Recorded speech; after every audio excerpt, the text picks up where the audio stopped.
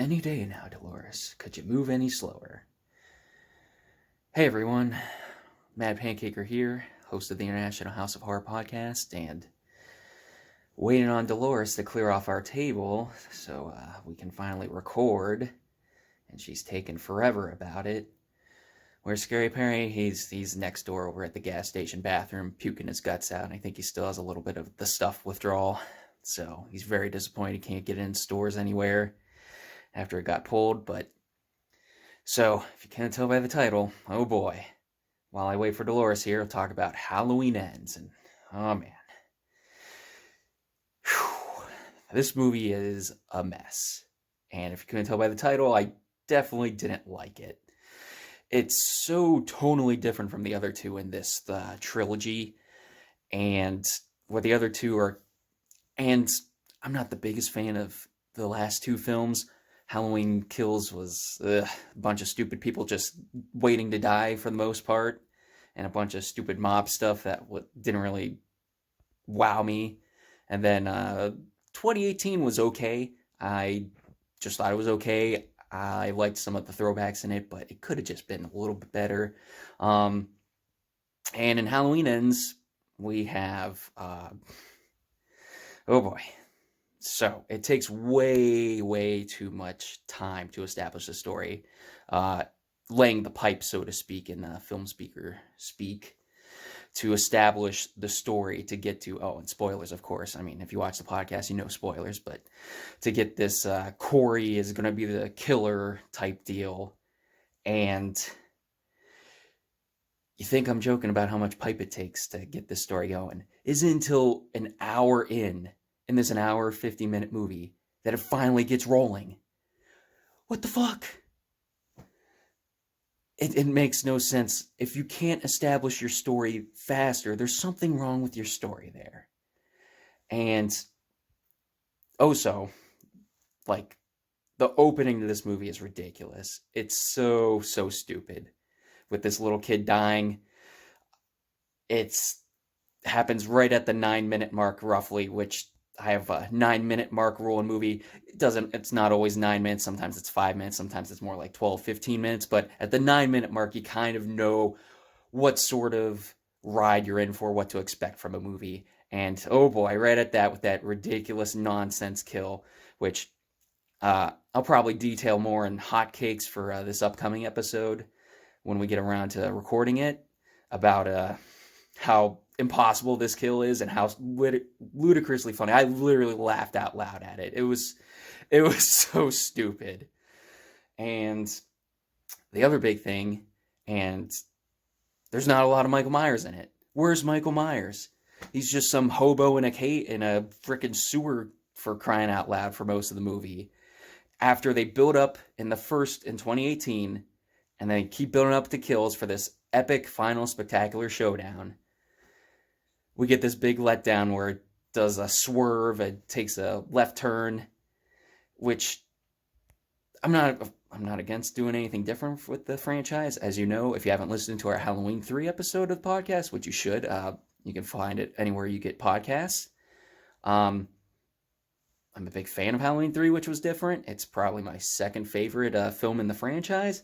But this is something you would have done at the beginning of the trilogy that you're setting up, not as the third and final installment that you build up as this final showdown between Laurie, Strode, and Michael Myers.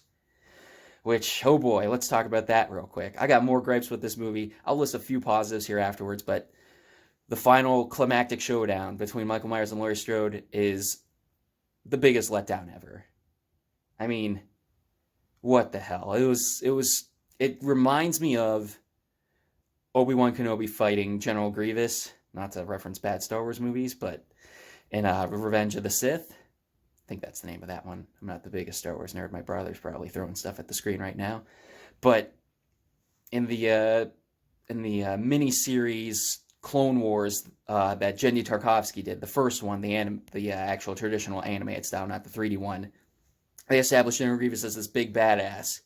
And all of a sudden, big epic showdown in the movie between him and Obi-Wan. You think it's going to be awesome. You know Obi-Wan's going to win, of course, but no, he just goes, And then, two of Grievous's arms are off, and then he's fucking running away from this guy.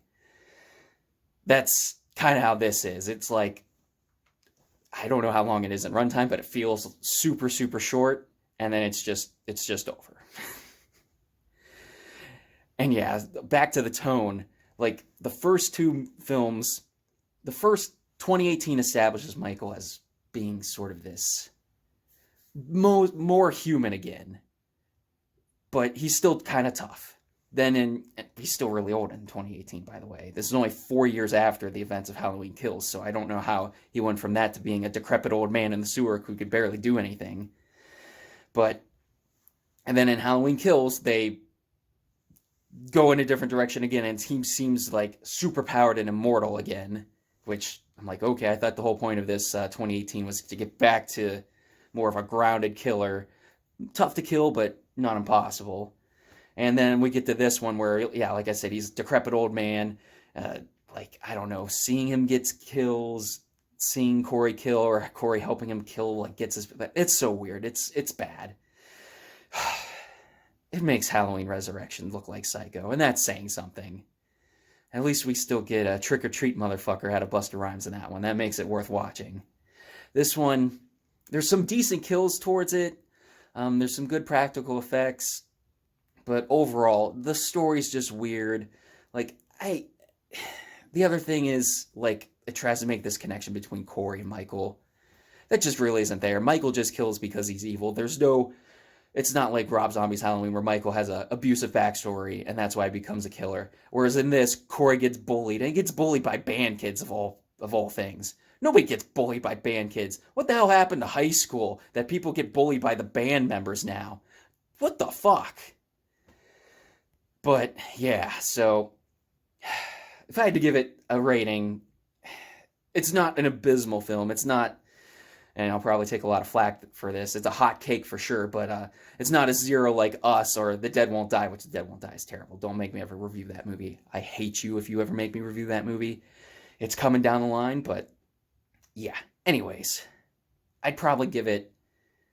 Is it better or worse than Chud? I feel like that's the line called the Chud line, right at the two pancake mark. I don't know. I might rather watch Chud than this. And Chud is a slow-moving story just as much as this is.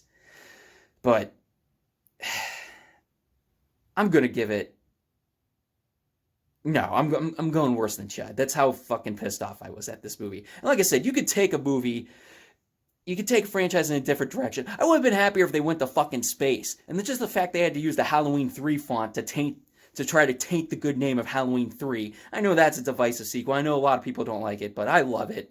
Give it another chance if you haven't. Listen to our review if you haven't yet to hear our deeper thoughts about it. But, I mean, come on. I would have seen him in space doing shit. Laurie Strode just fucking rip off Jason X, for crying out loud. Which, I mean, they kind of ripped off a lot of other things in the Jason franchise here with a new killer, different killer, but the Friday franchise, they should have taken it in a different direction. But I digress. Overall rating, 1.5 pancakes. But, so join us next time for the next episode of the International House Join us next time for the next episode of the International House of Horror podcast, where we'll be reviewing Halloween 4, The Return of Michael Myers.